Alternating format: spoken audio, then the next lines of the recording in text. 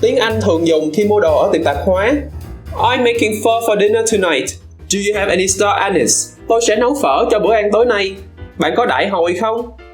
I'm making pho for dinner tonight. Do you have any star anise? I'm making pho for dinner tonight. Do you have any star anise? I'm making pho for dinner tonight. Do you have any star anise?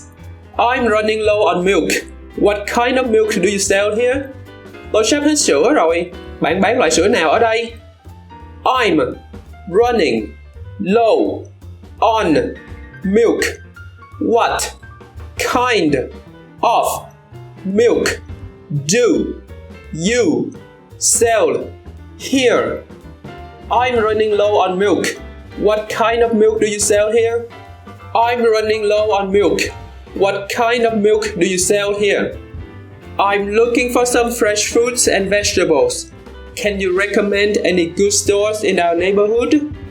Tôi đang định mua một số trái cây và rau quả tươi.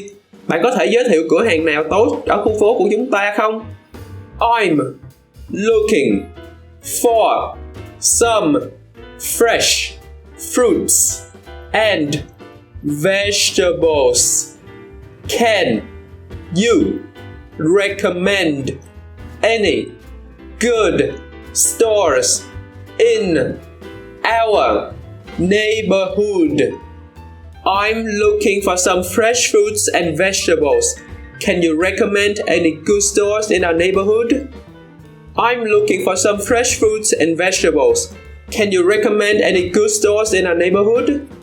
I'm trying to eat more healthy snacks. Could you recommend some low-fat or calorie-controlled snacks? Tôi đang cố gắng ăn nhiều thức ăn nhẹ lành mạnh hơn.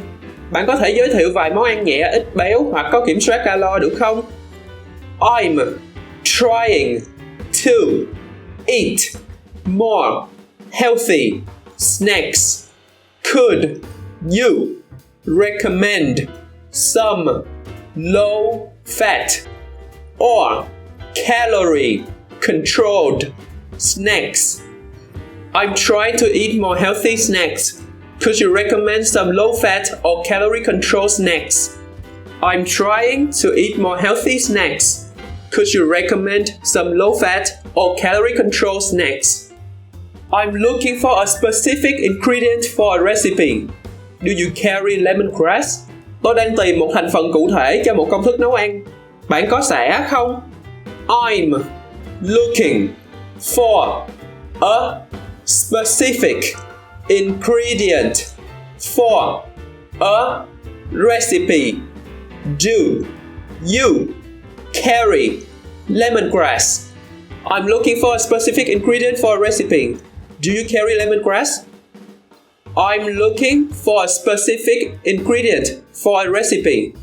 Do you carry lemongrass? I'm planning a party this weekend. Do you have any catering services available?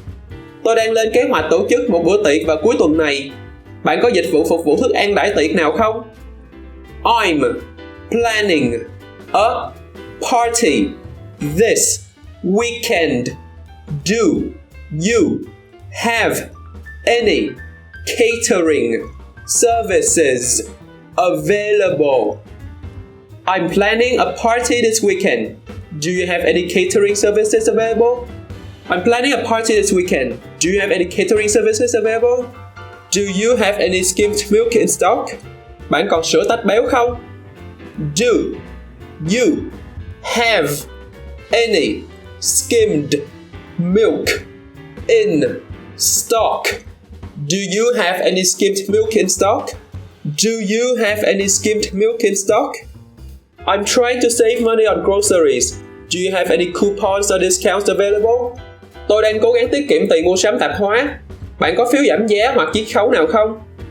I'm trying to save money on groceries. Do you have any coupons or discounts available? I'm trying to save money on groceries. Do you have any coupons or discounts available?